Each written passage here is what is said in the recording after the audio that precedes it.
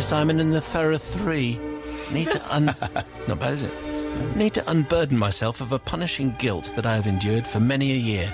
Like all good Welshmen, I've been a member of my local rugby club for many years.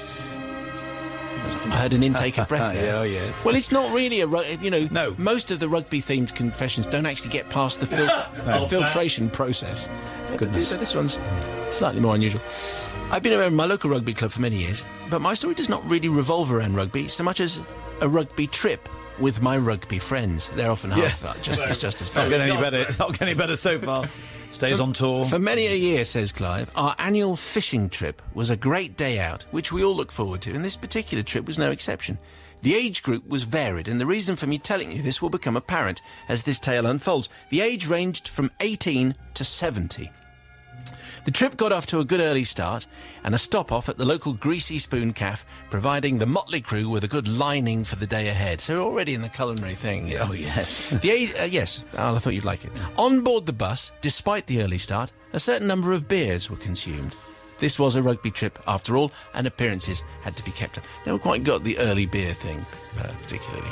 It's always good at airports. Oh, staggering, Let's get to the isn't it? airport at 7 in the morning. Who wants a beer?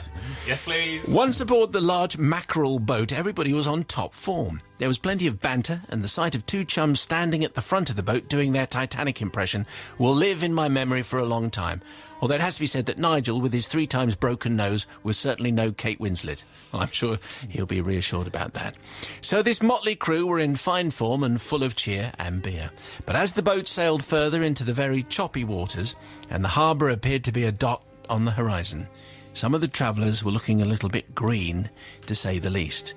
With the banter now easing a little bit, in fact stopping altogether, one of the team, Doug, succumbed to the rocking and the rolling of the boat and decided to relieve himself of that fine breakfast that we'd all enjoyed earlier. I should have given a warning, actually. Yeah, you It's should. another- Yeah. Anyway, it didn't last long. Now, here's the thing.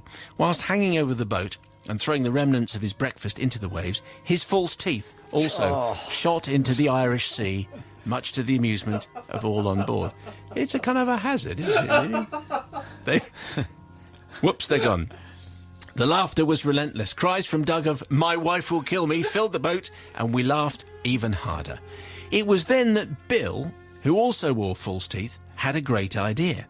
If we distracted Doug, Bill could tie his own false teeth onto a fishing line and pretend that he'd caught Doug's teeth. We all thought this was a marvellous idea. Whilst I distracted Doug, the deed was done. A shout went out. "Hey, Doug!" yelled Bill. "Look what I've caught!" And with that, moved the rod over for Doug to view a set of gnashers hanging from the line, complete with seaweed and oily residue. He was delighted. We watched in utter amusement as he untied the dentures from the line, and despite uncertainty about the precise nature of the floating substances that we'd just been navigating through, and I realised I should have stopped him, but I couldn't, he actually popped the teeth into his mouth. Oh, my. There was a look of puzzlement as he felt around his mouth and licked his lips and prodded his tongue against his gums, and then a look of horror came across his face as he realised he had someone else's teeth in. Oh, no. He instantly spat them out and threw them back into the sea, shouting, "They're not my teeth, there must be a body down there. I've got a dead person's dentures on." Well, that was that, and we couldn't quite believe it. Bill looked as white as a sheet as he realised that the prank had backfired somewhat. The sight of the two of them arguing without their teeth and threatening to gum each other to death was priceless. Anyway, I asked for forgiveness from Bill for encouraging him to carry out the act and for continually laughing for the rest of the day rather than sympathising with my gummy chums. We have had denture confessions from the odd naughty dentist and dentist assistant, but that was a good combination, and we appreciate that. Thank you, Clive, for tonight's tale. Let There Be Gums was the title. Let's see what Rebecca makes of That is that. absolutely hilarious. That is one of my favourite confessions ever, actually. The idea of the guy thinking he's got a dead person's teeth. Sorry. Well, you kind of would if you've... How would they...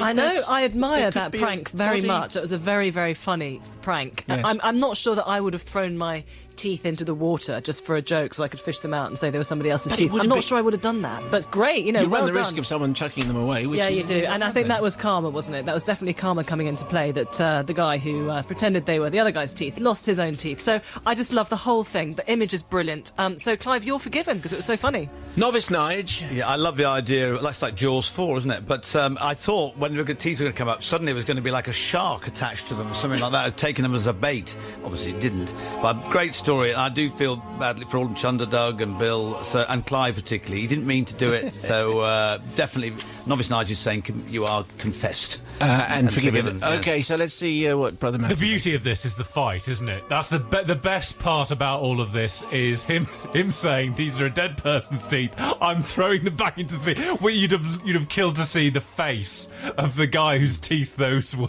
They're my teeth. Hang on a second.